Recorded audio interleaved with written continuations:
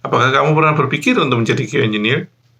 Di awal tahun 2023 ini, untuk kamu-kamu yang mau memulai karir di bidang QA, ini adalah saat yang paling tepat. Dan tidak ada kata terlambat. Nah, di video kali ini, aku akan berbagi tips dan pengalamanku bagaimana menjadi QA engineer yang handal. Disclaimer. Jika ada yang mengatakan bahwa QA engineer adalah second class software engineer, yang intinya adalah QA engineer levelnya di bawah developers. Menurut aku, itu adalah persepsi yang salah. Karena untuk menjadi QA engineer membutuhkan skill-skill khusus yang tidak dimiliki oleh developers. Karena tidak mudah untuk menjadi QA engineer, seperti pengetahuan tentang terminal, pengetahuan tentang QA, bagaimana cara mengetes yang baik, dan juga penguasaan tentang testing tools dan automation framework. Tapi sebelumnya saya akan menjelaskan apa sih QA engineer itu. Nah, sekarang saya pakai PowerPoint untuk supaya lebih gampang melihatnya. Ini adalah roadmap mengenai QA dan test engineer di tahun 2023. QA atau test engineer itu adalah salah satu aktor di dalam SDLC yang ahli dalam bidang pengetesan, membuat tes otomasi, dan semua yang berkaitan dengan kualitas. Dan bertanggung jawab dalam membawa dan mengedukasi kualitas mindset ke dalam tim, bahkan ke dalam perusahaan tersebut. Pastikan Anda menyimak video ini sampai akhir karena saya ada bonus tip untuk kamu-kamu yang mau level up sebagai QA engineer. Oke, sekarang saya akan menjelaskan tentang pemahaman dasar tentang QA. Di sini adalah testing approach atau cara pengetesan. Dibagi menjadi 3 golongan utama, yaitu white box testing, black box testing, dan gray box testing. Oke, sekarang saya akan jelaskan satu persatu. White box testing adalah teknik pengetesan di mana tester memiliki akses ke dalam codebase untuk memverifikasi ke dalam software atau aplikasi yang sedang diuji.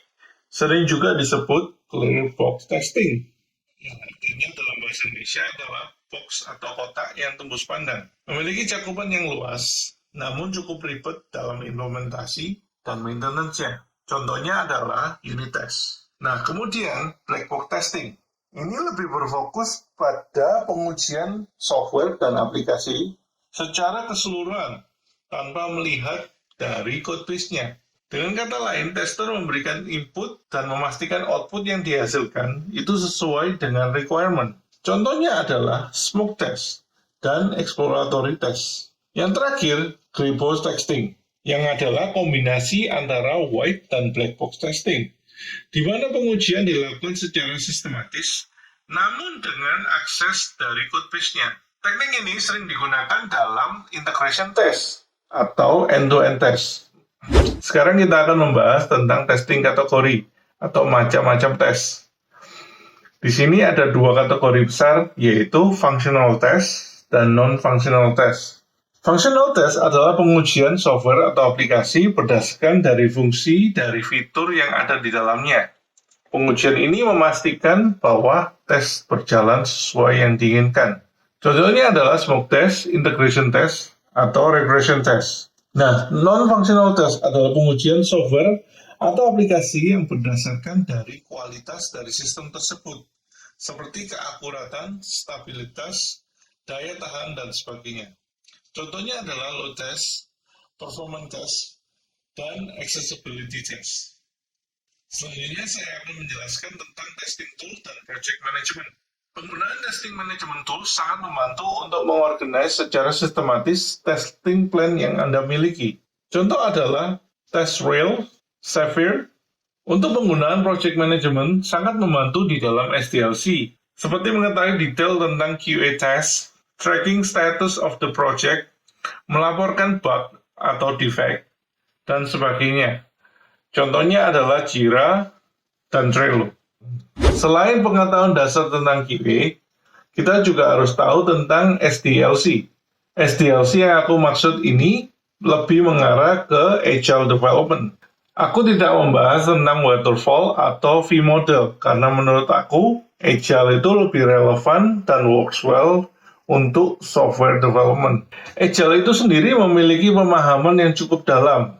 Ada 12 prinsip dari Agile Development yang tidak akan saya sebutkan satu persatu, namun saya akan sediakan link di bawah. Yang terpenting dari Agile Development menurut aku adalah cross-functional team yang terdiri dari developers, QA, PM atau product manager, designer, dan terkadang juga DevOps. Yang kemudian terjadi kolaborasi dan kerjasama antara setiap individu di mana mereka mengumpulkan ide, membuat proyek, dan memecahkan problem bersama-sama. Dan QA Engineer berperan penting di dalam tahap review dan pengetesan. Nah, sekarang saya akan membagikan tentang manual testing skill. Manual testing skill ini cukup unik karena setiap individu akan memiliki kemampuan yang berbeda satu dengan yang lain. Dikarenakan itu, manual testing diperlukan common sense, rasa penasaran atau keingintahuan yang cukup tinggi. Oke, sekarang saya akan jelaskan manual testing metodologi, yaitu 1. Testing plan.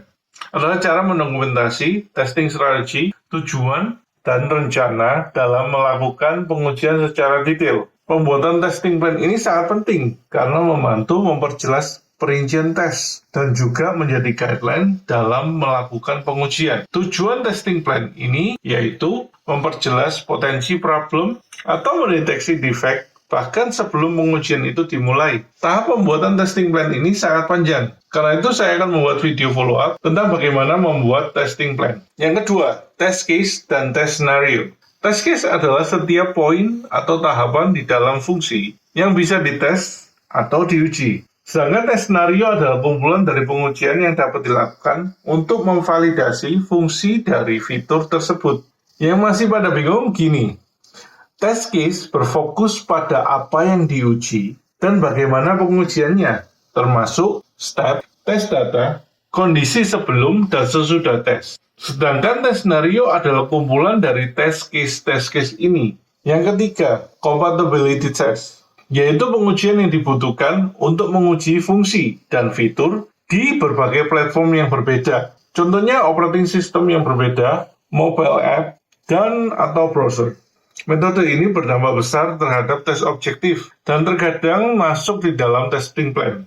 Yang keempat, test reporting. Reporting ini adalah jalur komunikasi antara QA dan tim members lainnya. Tujuan tes reporting yaitu mendapatkan hasil laporan yang nantinya akan berpengaruh di dalam pengambilan keputusan ke depannya, termasuk perubahan fitur, pergantian scope, dan sebagainya.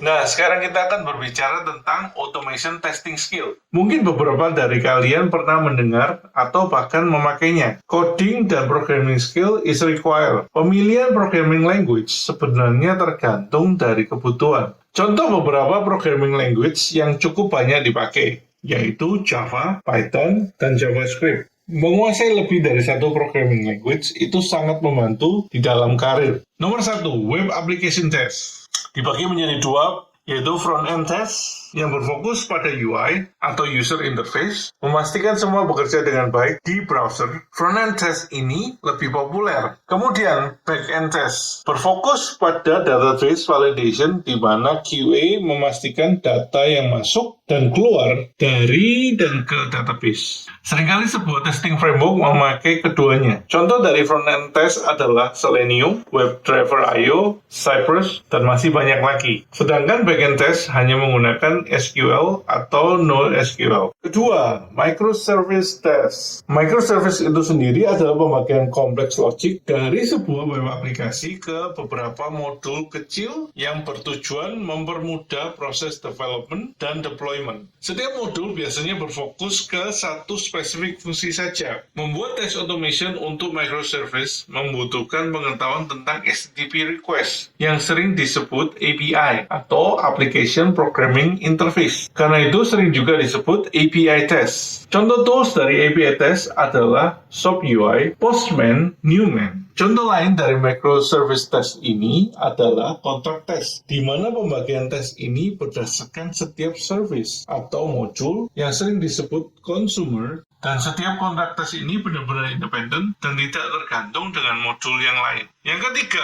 adalah mobile test. Mirip dengan web application test, namun berbeda domain, di mana kita membuat test automation untuk menguji mobile application. Dan mobile testing ini mencakup iOS, Android, dan mobile web application. Beberapa contoh tools yang cukup populer adalah Appium dan Catalon. Yang terakhir, load, stress, dan performance test. Load test dan stress test ini keduanya termasuk di dalam performance test. Jadi jangan bingung.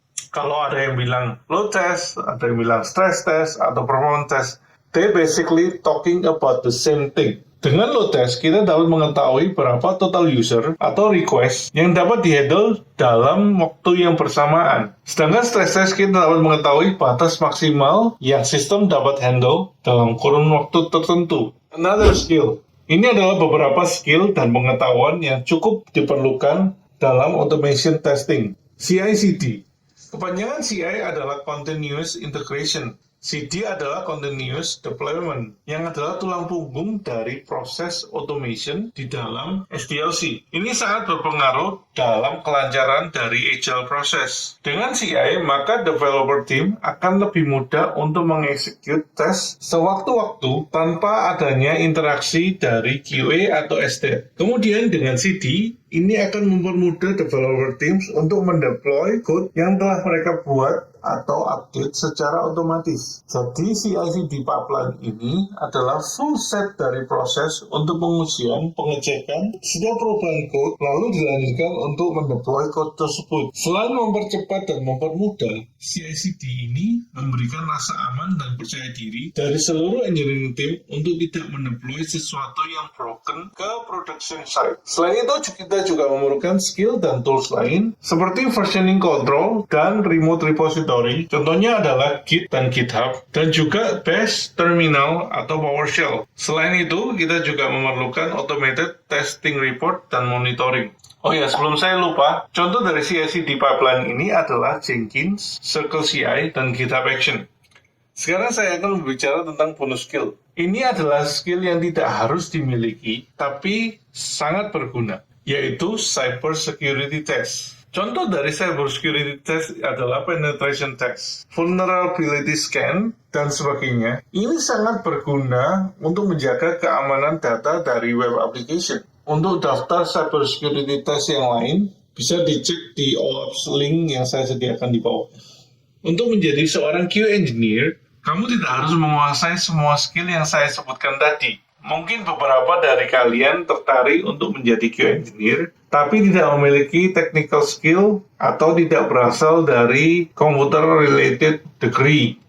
Ini tidak menghalangi untuk memulai menjadi seorang QA engineer. Problemnya adalah kurang percaya diri, teknik komunikasi yang salah, namun juga tidak ada kesempatan. Karena itu saya akan berikan beberapa solusi untuk teman-teman, yaitu kalian bisa belajar online melalui YouTube atau beberapa course lainnya. Dan juga kalau bisa Anda mencari mentor yang Anda bisa percaya. Yang terakhir, saya sarankan Anda untuk sekolah atau kursus. Dan pastikan Anda memilih sekolah, kursus, atau bootcamp yang terakreditasi. Sampai situ aja dulu. Untuk teman-teman yang ada pertanyaan, jangan lupa komen di bawah. Untuk teman-teman yang suka dengan konten aku, jangan lupa subscribe. Untuk teman-teman yang belajar sesuatu di video ini, jangan lupa like-nya. And I'll see you the next one.